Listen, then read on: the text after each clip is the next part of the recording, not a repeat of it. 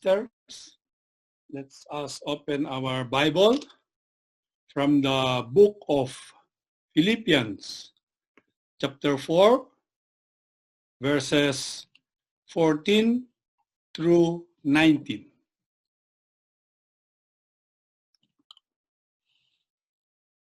Okay? Yet it was good of you to share in my troubles. Moreover, as you Philippians know, in the early days of your acquaintance with the gospel, when I set out from Macedonia, not one church shared with me in the matter of giving and receiving, except you only. For even when I was in Thessalonica, you sent me aid more than once when I was in need. Not that I desire your gifts. What I desire is that more be credited to your account. I have received full payment and have more than enough. I am amply supplied now that I have received from Epaphroditus the gifts you sent. They are a fragrant offering, an acceptable sacrifice, pleasing to God, and my God will meet all your needs according to the riches of his glory in Christ Jesus. Let us pray. Lord, thank you for the reading of your word. We pray that you open our hearts and minds, give us wisdom and understanding that we may be able to know and obey your word. In Jesus' name we pray. Amen. Amen. Can you hear me? Okay. Hello, brothers and sisters from different parts of the world. Welcome again to our virtual worship service, and thank you for tuning with us today. Again, welcome to Varsity Hills Bible Community Church. And it's another wonderful, wonderful, and beautiful morning to each and everyone. And this is a day that the Lord has made, and we will rejoice and be glad in it. Amen. And I am so excited to share the Word of God. By the way, for those of you who do not know me yet, my name is Brother Expedito. I am privileged that I am one of the pastoral team that is being trained to serve God. Let us all find out what the Lord has prepared for us today. So please stay tuned, because I am about to uncover the good news and encourage all of us. Amen. As you all know, we are now on the third Sunday of our series about God's provision. And I am so blessed with the previous sermon shared by Brother Uz that we will never be empty if the Lord is the one who fills it. And of course, we will never be empty if we obey him. And we heard last Sunday from Pastor Rupert that we don't have to worry because the Lord Jesus himself cares for us. Amen? It seems like they cover everything that I wanted to share with you today. But I do believe that the Word of God are timeless, and I do believe that there is always a fresh revelation from the Lord. And our text for today, I got it from Philippians chapter 4, but our main verse today is Philippians chapter 4, verse 9. And I know all of us, or if not most of us, are very familiar with this verse, and I believe that some of you have heard a lot of encouraging message or sermon about it. But you know what? While I meditate on this verse, it opens my eyes and strengthens my faith and bring a big impact in my daily walk in life. What I observe is that humans are naturally obsessed on our own abilities and strength in providing our needs. Unfortunately, even some of the believers are tempted, being carried away, trying to chase for the blessing and striving for more. having more than 2 jobs at the same time and hopping from place to place to take some more part-time. And I know somebody, a friend of mine, who is always workaholic. He has 3 jobs. He starts at 6 in the morning and finishes at 12 in the midnight.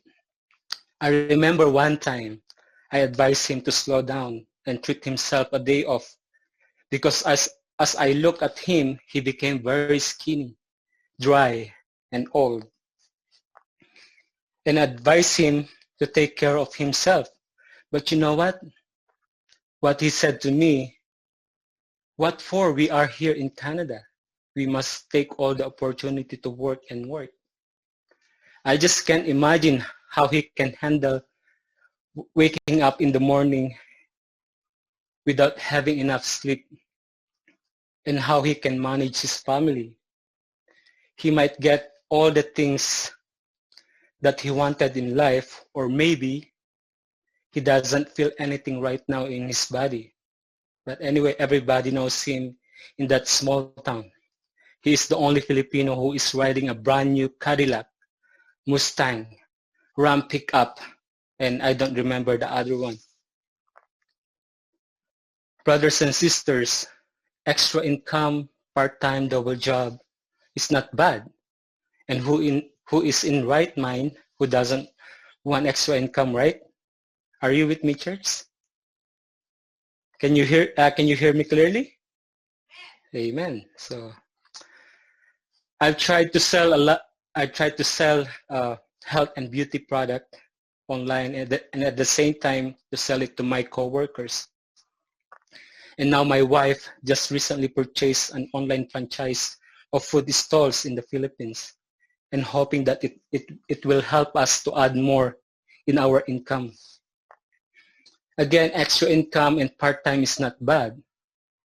What is not good is that you spend so much time worrying and giving all your time and effort to sustain all your needs and sacrifice your time and your quality or good quality time for your kids if you have.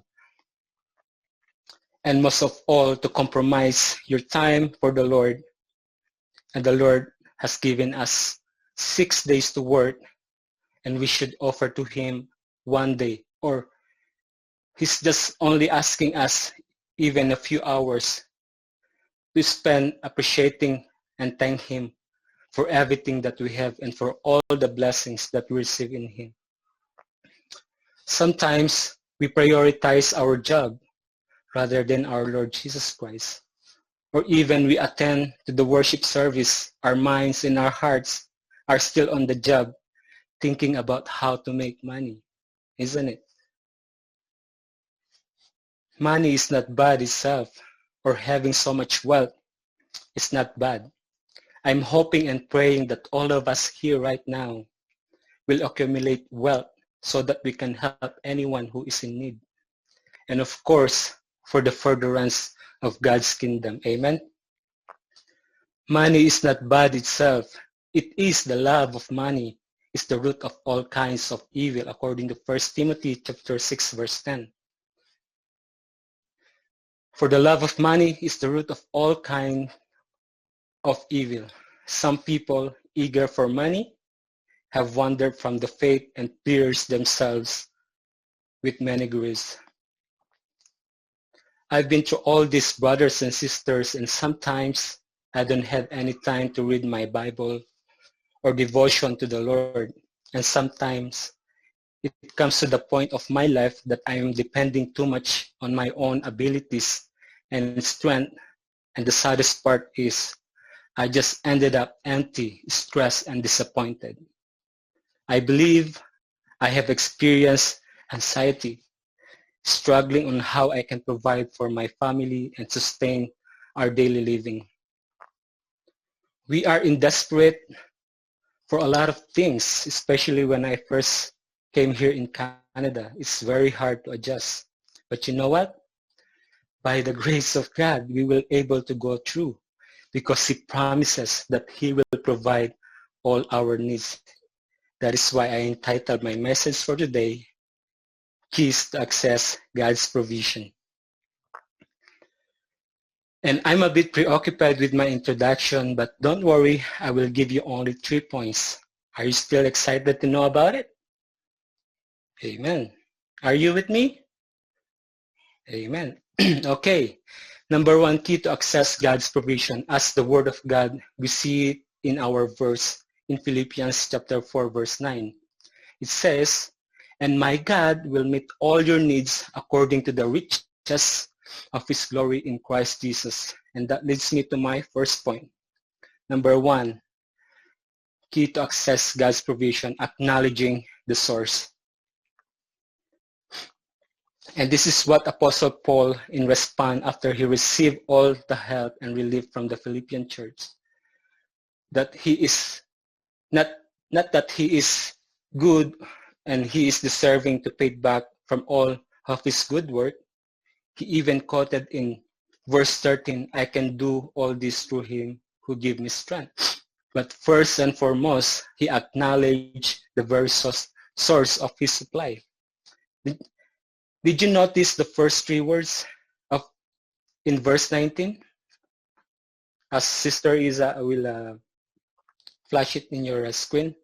"And my God," he acknowledged and understand the deity of living God, that he is the source of all supply, not from his own, but my God, according to the riches of his glory in Christ Jesus. Acknowledge God that he is our great provider, our Jehovah Jireh, the Lord will provide. And the source of the divine supply is Christ Jesus. You know what?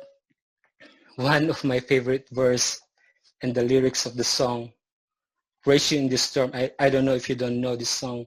In Psalms 121, verse 1 and 2. I might be singing this song. "I lift my eyes unto the hill. Where does my help come from? My help comes from the Lord, the maker of heaven and earth." I hope you know that song. But this is our personal testimony. Me and my wife are facing difficult times on how we can pay for our bills and how we can handle a lot of things on month-to-month basis, like house rentals, payment for credit cards, groceries, phone providers, car insurance, you name it. It was very disappointing because every time I stared or looked to our calendar with the notes of all the due dates that we'll have to pay, all our hard work is only taken by the bills. Plus, we have family back home that needs financial support. Sometimes we want to consider getting a loan from the bank, and we don't know where we're going through. But this song or verse in Psalms 121 keeps reminding me to lift my eyes unto the hill, and where does my helps come from? My helps comes from the Lord, the maker of heaven and earth. But due to our needs, sometimes we even think of working the whole week, get some more hours to work, and looking back for those opportunities they offered to us to manage the whole hotel in Three Hills. What if we grabbed that opportunity? What if we stayed here, if we stayed in Three Hills and we didn't move here in Calgary? And what if we are not serving God? What if life is just working and working? We might think of the standard riches of this world that we can grab and embrace the world can offer, or we can get whatever we want, our dream house, car, or even travel. Or maybe we can do whatever we want. But praise be to God, we are here right now in front of you, enjoying the fellowship of one another and serving the Lord. And we want to thank the Lord because He continually teaches us not to be proud on ourselves, not to depend on our own abilities and strength, but to lean not on our own understanding, but to trust in the Lord with all our heart and lean not on our own understanding. And thank God, by His grace, He continually giving us wisdom in all our decisions, plans, and everything we want to do. And thank God for teaching us that all the resources are only found in Him. And praise be to God, we found the true richness in Christ Jesus alone. And another good example that we need to take a look is the life of Abraham about the testing of his faith. That will give us incredibly good example how he acknowledged God as his great provider. And I believe you all know the story. In Genesis 22, then God said, "Take your son, your only son, whom you love, Isaac, and go to the region of Moriah. Sacrifice him there as a burnt offering on a mountain I will show you." My question to all of us, what will be our response if the Lord commands us to offer our only son or anything that is valuable to us? What will be our response?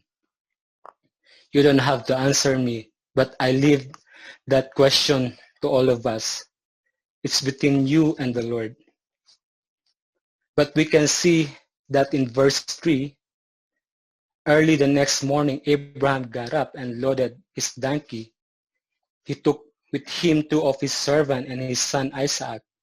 When he had cut enough wood for the burnt offering, he set out for the place God had told him about. What Abraham response will give us encouragement to our faith. His response was remarkably amazing. Without any doubt in his heart, his total obedience to the Lord. He does the command of God right away without any delay or questioning God. What a great faith, isn't it? No wonder Abraham is the father of all faith. And another question it might come into our minds. What is Abraham's secret of such great faith? Offer his only son? What is in his mind? Is he going crazy? And this was a very remarkable conversation between Abraham and his son Isaac in verse 7. Isaac spoke up and said to his father, Abraham, "Father, yes, my son." Abraham replied, The fire and the wood are here." Isaac said, "But where is the lamb for the burnt offering?" Verse 8, Abraham answered, "God himself will provide the lamb for the burnt offering, my son." And the 2 of them went together. Abraham knew that nothing is impossible with God.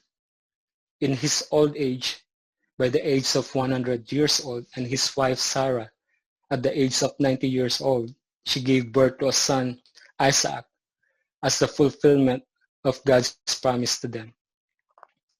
Do you see how he acknowledged God first? He trusted the Lord wholeheartedly. We can see here the relationship of Abraham with God are very intimate. He knew the God whom he served is almighty, powerful, all-knowing, omnipresent, sovereign. He began to grasp and meditate the deity of God, that he himself will provide for the lamb. Amen? And I believe this is the very secret of Abraham of such great faith. His total trust and obedience in the Lord. We should acknowledge the source of our supply. Abraham looked up, and there in the thicket he saw a ram caught by its horn. He went over and took the ram and sacrificed it as a burnt offering instead of his son.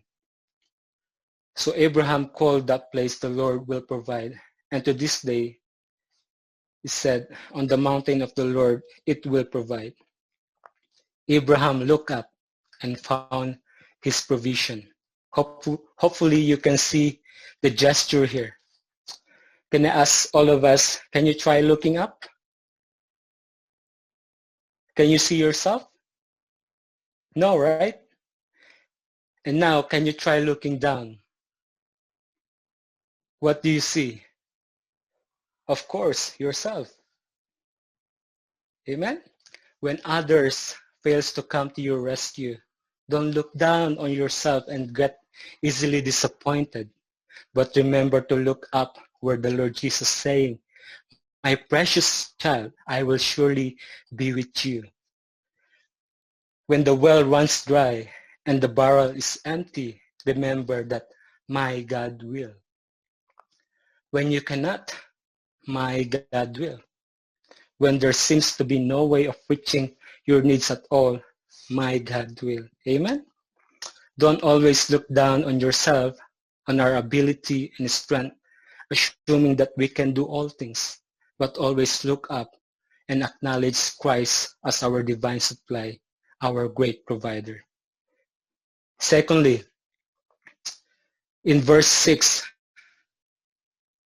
do not be anxious about anything, but in every situation, by prayer and petition, with thanksgiving, present your requests to God. Second key to access God's provision.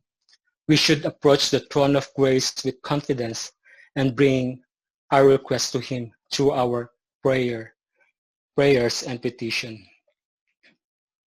We must connect with the source of our supply. Do not be anxious about anything, but in every situation by prayer and petition.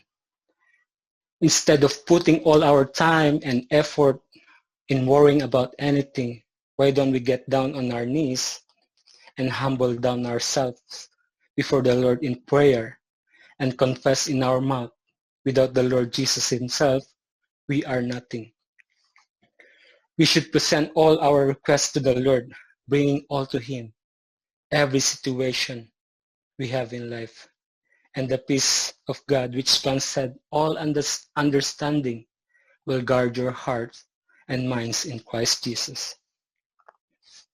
And I believe most of you already heard about my journey hunting for a job, looking for a better pay, and I've been to many places working in different kinds of job, like working in Cargill, High River. And I was so excited because you can enjoy the benefits of weekly pay, instant money, right, brothers in Cargill? And the health benefits in the company itself is so good. And even tried working in Memory Express as a picker. The pay was good, the job was decent, but I quit the job and keep on looking for a better opportunity. I've been working on and off, and I ended up unemployed for almost half of the year in total. But no matter how good the company is and the hourly rate is, the problem is myself. I was so unsatisfied, demanding, and keep on complaining. I experienced ups and downs in my life, questioning and doubting my faith. I know everything happens for a reason, and sometimes God allows things to happen so that I can learn from my own mistake. But the amazing thing that I experience is the loving grace of the Lord Jesus that will renew me every day by day.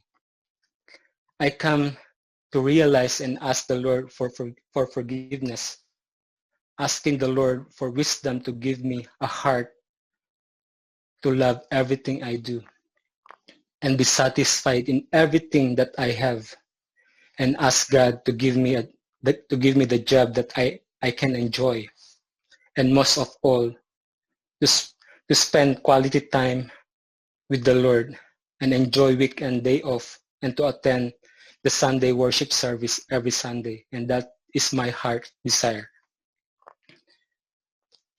You know what? The company that I left before, they gave me another chance to work with them. Now, I'm experiencing the favor, the provision of God working in me.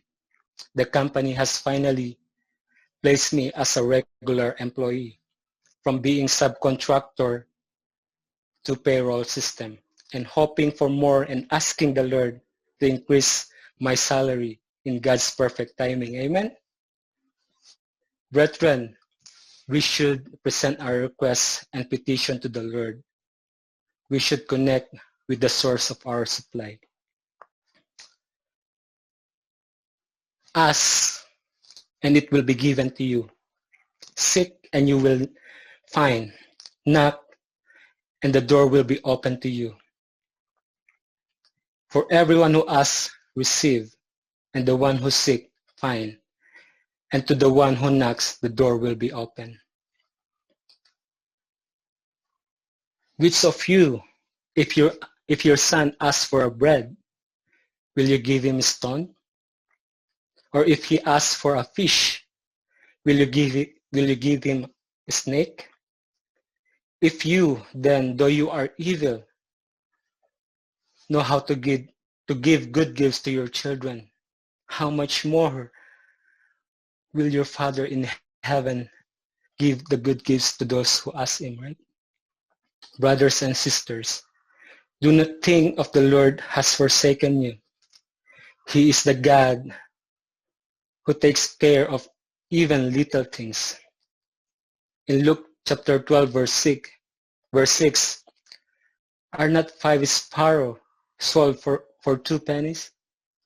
Yet not one of them is forgotten by God, but indeed the very hairs of your head are all numbered. Don't be afraid. You are worth more than many sparrows. And trust everything to the Lord in prayer. And Romans chapter 8, verse 32. He who did not spare his own son, but gave him up for us all, how will he not also along with him graciously given us all things? Again, all things. Wow. Isn't it amazing? Isn't it wonderful? Ask yourselves, brothers and sisters, if he gave up his son, will he not meet all my needs? Is there anything too hard in the Lord? He gave his only son. Do you think he could meet all our needs? And now to him who is able to do immeasurably more than we ask or imagine, according to his power that is worked within us. Third key to access God's provision. Let us read verse 14 to 18. Okay, verse 14. Yet it was good of you to share in my troubles. Moreover, as you Philippians know in the early days of your acquaintance with the gospel, when I set out from Macedonia, not one church shared with me in matter of giving and receiving, except you only. 16. For even when I was in Thessalonica, you sent me aid more than once when I was in need. 17. Not that I desire your gifts, what I desire is that more be credited to your account. I have received full payment and have more than enough. I am amply supplied. Now that I receive from Epaphroditus the gift you sent, they are fragrant, offering an acceptable sacrifice, pleasing to God. Third key to access God's provision. We should not forget to take care of someone in need through our sacrificial giving. Filling the gap of someone in need will surely access us to God's provision. We must take all the opportunity to fill the needs of others, especially our brethren who is in need. Because according to Proverbs 11, verse 25, a generous person will prosper. Whoever refreshes others will be refreshed. In other translation, the generous man will be prosperous, and he who waters will himself watered. He says, when you are generous with others, God will be generous with you. Brothers and sisters, let us all remember our brethren in the Philippines, especially for those areas that are affected by the previous typhoon, that are still recovering, and some areas are still submerged in water, and most of them was not able to save all their belongings, and a lot of them needs a clean water to drink, food, clothing, shelter, and I do believe this is the perfect time and opportunity to show our love and concern to our brethren. Yes, we can cover them through our prayers, but also in kind. They are in desperate need right now and need financial support. And also for those pastors, missionaries who is in need right now, by meeting all their needs through our love and support, through our financial resources, because I do believe it says in 1 Timothy chapter 5, verse 17, the elders who directed the affairs of the church well are worthy of double honor, especially those those works is preaching and teaching. And this is what the Philippian church is doing, or the Christian must do, giving generously. Apostle says in verse 17, not that I desire your gift, what I desire is that more be credited to your account. When we give generously to Christ, we are partnering in His ministry. He is not looking how much money we can give, but He is more interested in our heart, our motives to give, like the offering of the poor widow in Mark chapter 12. Out of her poverty, put in everything, all that she had to live. And this is what Jesus said. Truly I tell you, this poor widow has put more into the treasury than all the others. They all give out of their wealth, but she, out of her poverty, put everything, all she had to live on. Through our sacrificial giving, they are fragrant offering and acceptable sacrifice, pleasing to God. But seek first the kingdom of God and His righteousness, and all these things will be given to you as well. Brothers and sisters, I hope you see the connection here. Apostle Paul was so grateful because of the gift he received from the Philippian church. I believe that he is not just grateful with their gifts, but to their hearts and generosity and willingness to help. Not that I desire your gift, what I desire is more be credited to your account. When you give, expect a greater reward. And I receive full payment and have more than enough. I am amply supplied. And now Paul is coming to them and saying, because you by your sacrificial giving met my needs, I am absolutely confident that my God will meet all your needs. And let us all remember this. Whoever sows sparingly will also reap sparingly. And whoever sows generously will also reap generously. Each of you should give what you have decided in your heart to give, not reluctantly or under compulsion. For God loves a cheerful giver. And God is able to bless you abundantly, so that in all things at all times, having all that you need, you will abound in every good works. And in my conclusion, since the Lord gave us the key to unlock His unlimited resources, we should then carefully follow the above principle and focus on how to delight ourselves in Him to experience fully what God has restored for us. Otherwise, it would be impossible to meet our expectation without doing our part.